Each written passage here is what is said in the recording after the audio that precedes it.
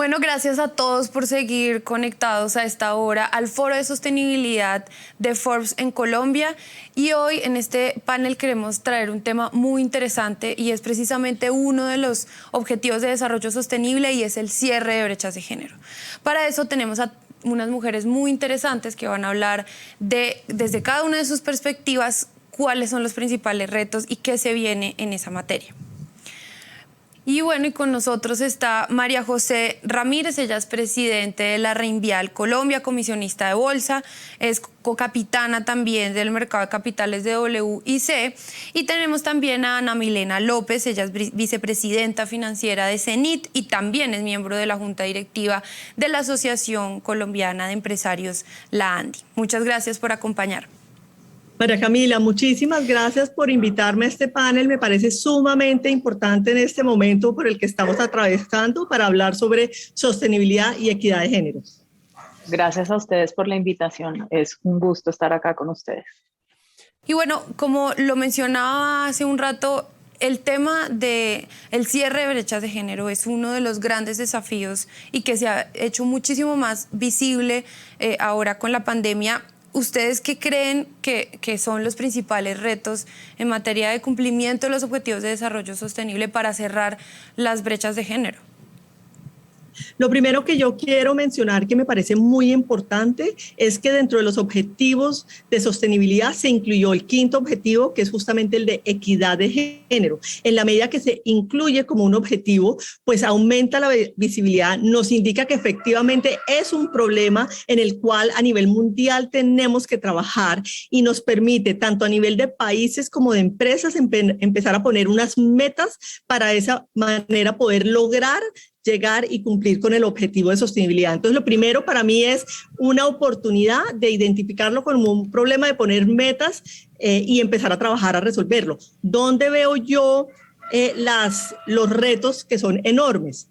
Y es que esto no es un tema únicamente de número. Muchas veces en las empresas pensamos que con tener un porcentaje específico de mujeres trabajando en la empresa se está resolviendo el tema, pero es un tema mucho más allá. Hay un tema cultural, social, de micromachismos, de sesgos inconscientes que muchas veces no nos damos cuenta que tenemos. Yo tengo que confesar que es muy reciente que me he dado cuenta de que esto es una problemática. Entonces, realmente es un tema que viene de educar a los jóvenes, a todas las nuevas generaciones que vienen, a los niños y niñas que vienen en el tema de equidad de género, para de esa manera poder abordar tanto las barreras internas como externas que tenemos las mujeres para que efectivamente haya equidad de género. Yo te diría que más que un desafío es un tema complementario. Creo que el enfoque de género nos ayuda a complementar todo lo que debemos hacer en nuestras políticas de sostenibilidad. Cuando uno mira los temas de género, y voy a poner un ejemplo, el cambio climático, que es una de las temáticas de sostenibilidad de la cual conversamos mucho por estos días. Cuando uno mira lo que son los impactos del cambio climático en las mujeres, todos los estudios que ha hecho el Programa de las Naciones Unidas para el Desarrollo y la Convención del Marco de las Naciones Unidas para todo lo que es el cambio climático arrojan más o menos los mismos resultados y muestran que las mujeres tienen una carga desproporcional en el impacto que va a generar el cambio climático hacia el futuro. Se estima que más de un 70% de los desplazados de cambio climático, de hecho, van a ser mujeres. Cuando uno mira en el mundo en desarrollo, donde las mujeres tienen una gran parte de la carga de lo que es salir a buscar agua, salir a buscar leña para cocinar, ese tipo de actividades, pues esas actividades son muchísimo más propensas a tener cambios abruptos y riesgos por los temas de cambio climático. Entonces, cuando uno ve esta realidad de algo como esto, que tiene un mayor impacto en las mujeres, entonces uno dice, bueno, tenemos que sentarnos a pensar qué tipo de políticas vamos a tener, no solo para afrontar el cambio climático, sino también para disminuir ese impacto desproporcionado en las mujeres. Y cuando entra uno en la esfera ya de lo que son las políticas públicas e incluso las políticas privadas de cómo manejar esta problemática de cambio climático, encuentras un poco la foto inversa, y es escenarios en los cuales se generan las políticas públicas, se definen las acciones que se van a hacer, donde en esos órganos de decisión primordialmente tienes mayor presencia masculina que femenina. Entonces, Creo que eso que tanto hablamos nosotros en el sector empresarial de que la diversidad y la participación de las mujeres aporta perspectivas importantes y ayuda al mejor desempeño de las empresas, yo pienso que lo mismo sucede en el ámbito de las políticas públicas, donde también tenemos que hacer ese esfuerzo de involucrar mujeres para generar perspectivas más diversas que nos ayuden a encontrar mejores soluciones a los problemas. Y en este caso, además, con un interés particular, y es que las mujeres son las que llevarán gran parte del peso de las implicaciones de estas temáticas.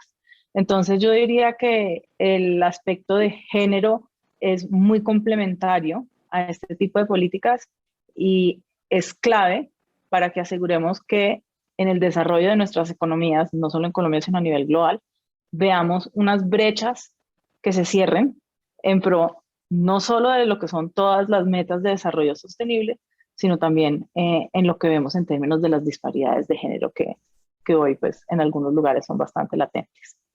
María José, y ahí quisiera preguntarte un tema del que tú eres experta y es cómo ha venido incorporando el mercado de valores esos desafíos de sostenibilidad y cierre de brechas de género. Cuéntanos un poquito más de cómo está la situación. Mira, efectivamente el mercado de valores, el mercado de capitales a nivel mundial viene trabajando en mejorar en temas de sostenibilidad, que la medición que se le haga a las empresas en las que vamos a invertir no sea exclusivamente temas de rentabilidad, sino que se incluyan temas ESG de ambientes sociales y de gobernanza. Por eso han empezado, por ejemplo, a aparecer índices de sostenibilidad. Tenemos, por ejemplo, el Dow Jones Sustainability Index, que dentro de los distintos temas que incluye y que mide el tema de equidad de género, como el porcentaje de mujeres que están en altos cargos y en juntas directivas, mira a ver cuáles son las estrategias de retención del talento humano. Tenemos también el Bloomberg Gender Equality Index, que está expresamente definido para hacerle seguimiento a la equidad de género, de cómo las empresas incluyen temas de equidad de género. Tenemos, por ejemplo, el FTSE 100. Este es un índice que exige que todas las empresas que estén dentro de sus índices tengan al menos un 30% de mujeres en las juntas directivas. Entonces, vemos que hay muchos vehículos que están visibilizando los temas ESG, los temas de equidad de género. Tenemos que varias bolsas, por ejemplo, la bolsa el Stock Exchange de Nueva York exige que haya revelación de información sobre cuál es la política y si efectivamente se considera el tema de la diversidad dentro de las empresas. Por otro lado, en el 2006, Anand Coffey creó el Principles for Responsible Investment, que es el PRI, que es una organización a nivel mundial sin ánimo de lucro que lo que está buscando es evangelizar sobre cuáles son las ventajas de cumplir con principios ESG, de ambientes sociales y de gobernanza.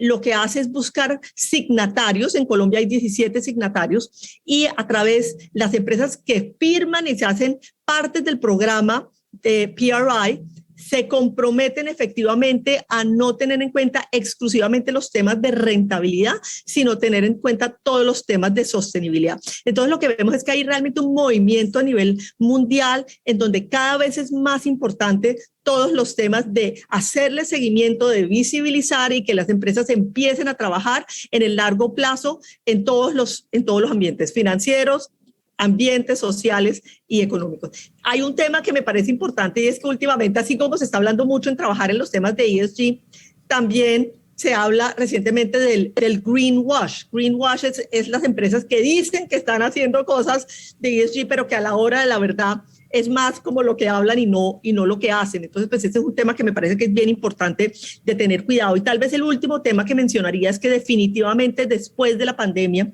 yo creo que los temas ESG se volvieron fundamentales. O sea, ya no podemos seguir como tapándonos los ojos o pensando que es una moda de corto plazo. Realmente temas como el cambio climático, temas como los sociales, la pobreza extrema, son temas que todos como sociedad, tanto a nivel de país como a nivel de empresas, vamos a tener que enfrentarnos y trabajar para mejorar. Y ahí quisiera preguntarle sobre algo pues muy coyuntural, y es que precisamente la pandemia ha tenido un efecto muy importante en el aumento del desempleo para las mujeres por un lado y unas mayores cargas domésticas, que ese es uno de los grandes retos. ¿Ustedes qué creen que se puede hacer para cerrar esas brechas y qué papel tiene el sector privado en ese sentido? ¿Qué podemos hacer? Yo creo que hay que verlo desde varias perspectivas. Cuando uno mira lo que sucedió en la pandemia, tenemos todo lo que es anecdótico que todos sabemos. Muchas mujeres con los hijos en la casa dejaron de trabajar, tuvieron que encargarse de labores del hogar. La pérdida de empleo de las mujeres durante la pandemia fue muy superior a la pérdida de empleo de los hombres. Si uno mira las estadísticas post pandemia, vemos unas cifras de desempleo entre mujeres de alrededor del 19% que comparan con unas cifras entre los hombres de alrededor del 11%. Y lo que a mí más me preocupa de este mundo post pandemia, de esa estadística, es que cuando uno toma esa estadística y la hace solamente de la población joven, estamos hablando de personas de menos de 30 años, esa diferencia en las cifras de desempleo entre los hombres y las mujeres, que es de casi 10 puntos para la población en general, se vuelve de casi 14 puntos entre los jóvenes. El desempleo entre las mujeres jóvenes llegó a estar en niveles por encima del 30%. Son cifras que son asustadoras y son cifras que claramente requieren de una política pública para que nosotros como país salgamos de todas las dificultades que nos está generando la pandemia. Entonces uno dice, bueno, tenemos un problema grandísimo de desempleo entre mujeres, particularmente entre mujeres jóvenes. ¿Cómo lo vamos a afrontar? Y obviamente uno tiene que pensar en alternativas para generar empleo. Y cuando uno sale del mundo de las políticas públicas y entra al mundo del sector privado, y lo vemos nosotros en muchas de las compañías en las que participamos, entramos al mundo donde uno se sienta y hay ciertos espacios en los cuales lo que hay es oferta de trabajo, pero no hay cómo llenarla. Y esos son nichos muy específicos de lo que llamamos nosotros como la economía del futuro. No hay suficientes programadores, no hay suficientes científicos de datos, no hay suficientes analistas de datos. Y este es un sector donde todas las compañías están contratando y no hay suficiente talento, y es talento que generalmente es joven, donde estamos viendo las peores cifras de desempleo. Entonces estamos viendo una oferta laboral y una demanda de ciertas habilidades y ciertas capacidades en el mundo empresarial que no se cruzan. Y una cosa que sí tenemos que hacer es encontrar la manera de, mediante programas de educación, mediante programas de capacitación, darle a esos jóvenes las herramientas para que puedan participar en las ofertas laborales que hoy tenemos. Creo que eso es un tema importante, es un tema de educación, creo que es un tema que requiere una mente más abierta. Un programador no tiene que haberse graduado de la universidad, un programador simplemente tiene que saber programar. Entonces yo creo que hay maneras eficaces en las cuales podemos generar ese conocimiento y esas capacidades para comenzar no solo a emplear este grupo de personas que está por fuera del mercado laboral, sino además darles capacidades de los empleos que tienen grandes perspectivas hacia adelante. Y cuando unimos esto con el tema de género, es aún más preocupante porque estas carreras, programación, matemáticas, ingeniería, lo que llamamos las denominadas aptitudes STEM, son aptitudes y son áreas en las cuales predominantemente hay más hombres que mujeres. Entonces nosotros tenemos que asegurar y ver qué camino encontramos para que tengamos más mujeres participando en esto, porque una cosa que a mí me preocupa particularmente no es solo donde estamos posterior a la pandemia, pero si uno mira en periodos de historia un poco más largos, la brecha de género se ha reducido muchísimo en los últimos años, en las últimas décadas han habido grandes avances. Pero si nosotros entramos a ese mundo del futuro, donde las profesiones que más se requieren, las profesiones que mejor pagan, son profesiones en las cuales las mujeres no participan, porque es una realidad que nosotros graduamos más matemáticos que matemáticas, graduamos más programadores que programadoras, graduamos más ingenieros que ingenieras. Esa brecha que a lo largo de los últimos años, y hablando en términos de décadas, se ha comprimido, vamos a comenzar a ver una ampliación otra vez de esa brecha. Entonces, tenemos que encontrar la manera de darle a las personas que están buscando trabajo las capacidades que están buscando las empresas. Tenemos que ampliar la cabeza porque no todo requiere un grado universitario de 2 años. y tenemos que asegurarnos que en estas nuevas áreas, las mujeres que generalmente tienen menos interés en ellas, accedan a ellas para asegurar no solo que logremos recuperarnos de una manera que el empresariado se beneficie y las personas encuentren trabajo, sino que además comencemos a entrar en un mundo donde no vamos a estar ampliando esa brecha que tanto trabajo nos costó cerrar en los próximos años. Entonces, para mí, ese tema de educación en temáticas de futuro y capacitación en todos los temas relacionados a lo que llamamos nosotros las habilidades y carreras STEM, es muy importante, en particular entre los jóvenes y las mujeres hacia adelante, proyectándonos para seguir en ese camino de continuar cerrando brechas en vez de ver un mundo donde estas comiencen a ampliarse. Y ahí quisiera que me contaran un poquito más de su carrera profesional. ¿Ustedes han experimentado algunos desafíos o han evidenciado esas brechas de género que hay? Cuéntenme alguna anécdota o si quieren compartir esa experiencia.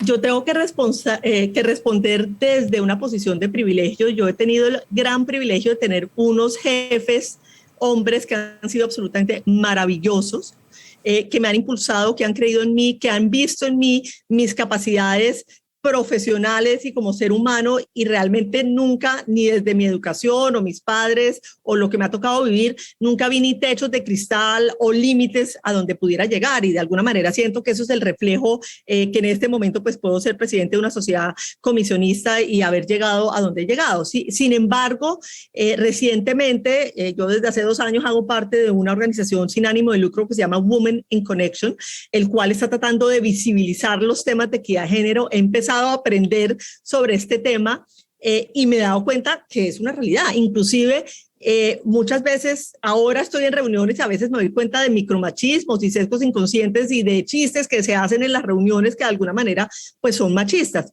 Y efectivamente lo que nosotros nos hemos dado cuenta es que existe falta de equidad de género, donde las empresas, digamos, por ejemplo, en las juntas directivas en Colombia, solamente un 17% de las juntas están compuestas por mujeres. En los altos cargos directivos también el mayor porcentaje es de hombres. Existe una diferencia por salarios iguales, donde las mujeres tienen un salario mucho mejor. Hay también estudios que demuestran cómo las mujeres negocian menos bien, aplican menos a trabajos. Entonces, en la medida que me he dado cuenta que efectivamente, por un lado, es una realidad, que es un problema, y por el otro lado, ha llegado a entender los grandes beneficios que tiene tanto para la sociedad como para las empresas de tener personas, digamos, más diversas y una equidad de género. Hay muchísimos estudios que muestran que genera tener un 30% de mujeres en las juntas directivas o más y tener equipos balanceados donde haya mínimo 40% de un género y máximo 60% de otro género, pues te genera más rentabilidad, más innovación, mejores ambientes de trabajo, mejor reputación. Entonces hay una cantidad de datos positivos que genera la equidad de género, por la cual en este momento pues me he vuelto muy vocal y pienso que ideal tener muchos jefes y muchos líderes que sean conscientes de la importancia, que quieran empezar a trabajar no solo a nivel de los números, sino también lo que les mencionaba en la primera respuesta, a nivel de un cambio cultural. Yo tengo una vida un poco extraña y es que a lo largo de mi carrera, yo de hecho comencé estudiando matemáticas, terminé graduándome de economista. En el colegio participaba, y ahora se va a reír usted de mí, en las Olimpiadas Colombianas de Matemáticas, y yo recuerdo que todos los años por cada 2 mujeres habían 50 hombres.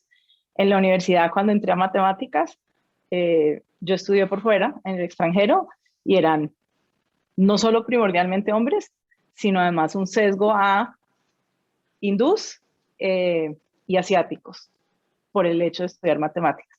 Entonces yo toda la vida he estado en un mundo donde para mí no es extraño ser la única mujer, entonces tal vez me volví inmune a muchos de los comportamientos que a las mujeres les ha tocado manejar en el ámbito laboral. Habiendo dicho eso, en mi carrera me han confundido con la vicepresidenta de la reunión versus la señora de los tintos. Eso pasa, uno lo maneja. he tenido que manejar con colegas temas de acoso sexual que son muy sensibles y hay que manejarlos muy bien en las empresas y que son situaciones que son absolutamente inaceptables, pero suceden y suceden más de lo que uno cree. Lo que pasa es que la gente no alza la mano y tenemos que asegurarnos de generar entornos donde la gente se sienta cómoda alzando la mano. Entonces, esas cosas pasan y esas cosas hay que manejarlas y hay que ponerles atención. Creo que en ese sentido lo más importante es que todos pongamos nuestro granito de arena de generar sistemas o ecosistemas incluyentes donde cuando suceden comportamientos que no son aceptables, las personas puedan alzar la mano y cada vez podamos generar ambientes más y más propensos a la inclusión, donde estas cosas que no deberían pasar, pero que suceden, sucedan cada vez menos. Entonces creo que a todos nos ha tocado en un escenario o en otro y creo que entre todos tenemos la responsabilidad de generar esos ambientes para que no continúe sucediendo. Bueno, y ya para cerrar, quisiera que me hablaran muy concretamente para el país y la región. ¿Ustedes creen que hemos avanzado o hemos retrocedido en el cierre de brechas de género? Yo creo que hemos avanzado. Dimos unos ejemplos de unas estadísticas que lo preocupan a uno en términos de empleo post pandemia y creo que la pandemia desafortunadamente nos desequilibró un poco en ese camino que se ha venido trazando, pero es importante recordar lo que se ha avanzado en los últimos años. Y en ese sentido también es importante recordar que Colombia, dentro de Latinoamérica, es un referente en términos de la participación de mujeres tanto en el sector público como en el sector privado. Yo durante mi carrera tuve la fortuna de haber trabajado en varios países de Latinoamérica. Fui banquera y me tocó trabajar con gente en México, en Brasil, en Chile, en Perú. Y una de las cosas que a mis colegas más les impresionaba cuando llegaban a Colombia era la cantidad de mujeres que veían tanto en el sector privado como en el sector público. Entonces yo creo que eso es un tema importante a resaltar, porque si bien tenemos mucho camino todavía por recorrer, es fácil no ver los avances que se han tenido. Y les voy a dar ejemplos. Cuando nosotros miramos el gabinete colombiano, hay mujeres y son muchas. Cuando uno se sienta, el mundo mío, en el comité directivo de Zenit, hay muchas mujeres. Cuando uno mira lo que es las convocatorias a empleos, y les voy a dar un par de ejemplos de las cosas que nosotros hacemos, hoy en día participan mujeres. Entonces, el país sí ha avanzado una cantidad. Yo diría que ha avanzado más que muchos otros países de la región y es importante no perder eso de vista. Habiendo dicho eso, pues tenemos mucho por hacer. Y lo vemos desde el punto de políticas públicas y desde el mundo del sector privado. Y yo creo que es importante no olvidar que desde el sector privado hay mucho que nosotros podemos hacer, desde cosas grandes a cosas pequeñas del día a día. Les puedo dar un par de ejemplos de los programas que tenemos en Zenit. En Zenit hemos incorporado una serie de programas para garantizar, por ejemplo, en nuestras operaciones en campo, que tengamos participación femenina. Hemos hecho proyectos, y estos son proyectos de ingeniería, donde primordialmente suelen ser actividades bastante masculinas, donde hemos colocado como prioridad de la compañía incrementar la mano de obra femenina. Y lo hicimos en el proyecto del Parque Solar de San Fernando, tal vez lo hayan visto, inauguramos un parque solar importante, 38% de los trabajadores que hicieron parte de la construcción de este parque solar fueron mujeres. Nosotros estamos en proceso de terminar una serie de tanques en nuestro puerto en Pozos Colorados en Santa Marta, donde el 40% de la mano de obra que se contrató mano de obra femenina. Y estas son metas que nos hemos puesto de manera consciente para generar esas oportunidades, y eso es importante. Cuando uno habla no solo de los proyectos, sino de la gestión del talento humano dentro de la compañía, en Zenit tenemos unas políticas donde garantizamos compensación igualitaria entre hombres y mujeres. Tenemos políticas donde para promover o llenar una vacante, siempre tenemos ternas que deberían de manera obligatoria incluir una mujer. Ahora, puede que la mujer se gane el puesto, puede que la mujer no se lo gane, eso es justo, pero nos estamos asegurando de que dentro de esas ternas haya participación, En términos de formación, nosotros creamos la Escuela de Liderazgo Femenino en conjunto con la Universidad del TEC de Monterrey y hemos capacitado más de 100 mujeres del Grupo Ecopetrol en temas de empoderamiento y negociación. Hemos además llevado esta iniciativa a nuestras zonas de influencia, donde en estas capacitaciones hemos incluido a más de 30 personas de las regiones donde operamos, en el Golfo de Morrosquillos, en Buenaventura, en el Catatumbo, en los Llanos. Entonces, pues son trabajos muy bonitos de formación donde a las personas en campo les estamos dando las mismas herramientas que le estamos dando a nuestro equipo. Entonces, nosotros en el sector privado somos corresponsables de asegurar el cierre de esas brechas de género y hay muchas cosas que podemos hacer. Y yo creo que gran parte de lo que necesitamos hacer para poder seguir llevando esta agenda hacia adelante es primero, tener una intención. Yo quiero hacer algo por la equidad de género. Y segundo, pasar del yo quiero al yo lo voy a hacer de la siguiente manera. Y cuando uno mira las compañías colombianas, aproximadamente casi un 47-50% de ellas tienen manifiesto un tema de un programa de equidad de género. Sin embargo, solamente 37% de ellas tienen un plan. Entonces, creo que tenemos primero que crear la intención y dos, que sentarnos a pensar, bueno, ¿qué voy a hacer yo para ayudarle a esta causa? Y como compañía, pues eso es uno de los temas que hemos estado trabajando. Entonces, yo creo que el país ha avanzado mucho. Creo que los ejemplos que les acabo de dar de el tipo de cosas que estamos haciendo nosotros en Zenith también muestran que las compañías han avanzado mucho y siguen trabajando el tema. Y yo creo que en la medida que logremos hacer temas de formación y que cada uno de nosotros en nuestro mundo aplique este tipo de medidas, pues claramente hacia futuro deberíamos continuar cerrando esas brechas, que creo que es lo que debemos continuar haciendo. Veníamos avanzando. Sin embargo, después de la pandemia, desafortunadamente el género más impactado negativamente por la pandemia ha sido la mujer. En Latinoamérica, las mujeres, el 78% de las mujeres están en los sectores de la economía que tienen un mayor impacto negativo, como es el sector social, como es la hotelería, turismo, y los servicios empresariales. Adicionalmente, las mujeres son encargadas, digamos, de esas labores no remuneradas, que es la economía del cuidado, más del doble del número de horas a la semana que los hombres, mientras que los hombres dedican en promedio unas 14 horas, las mujeres dedican en promedio unas 39 horas.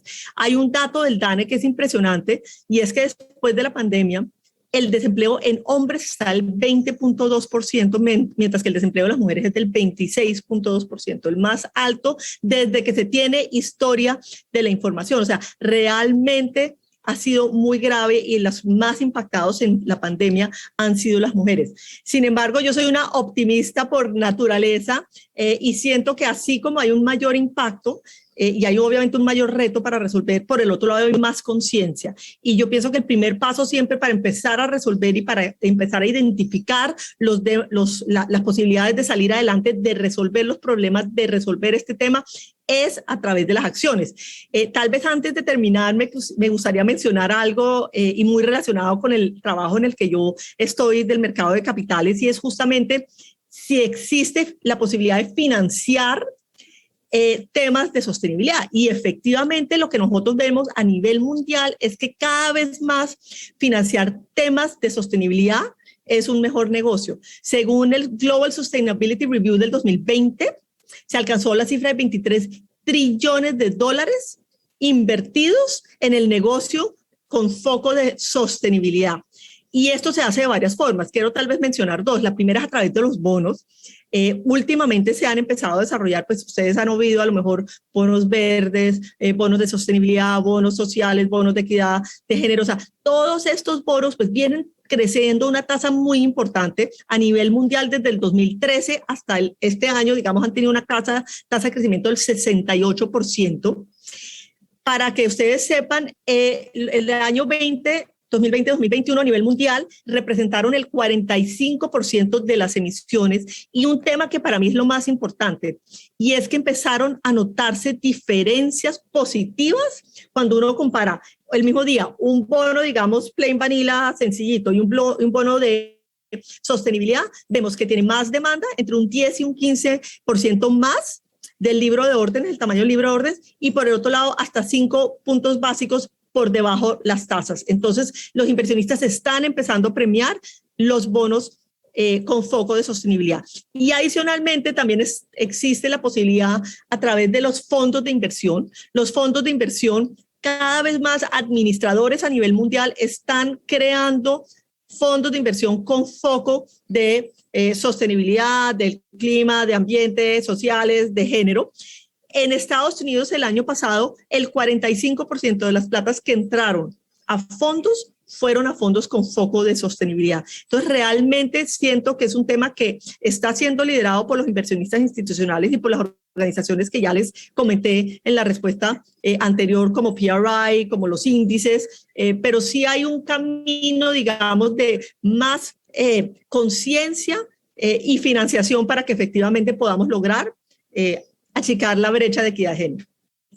Bueno, muchas gracias a ustedes por compartir su experiencia y dar esos insumos tan interesantes para un tema y un desafío tan grande como el cierre de brechas de género. Los invitamos a todos ustedes que sigan conectados a través de nuestras redes sociales, y si quieren revivir este foro de sostenibilidad nos pueden buscar en YouTube como Forbes Colombia y ahí pueden revivir los mejores momentos.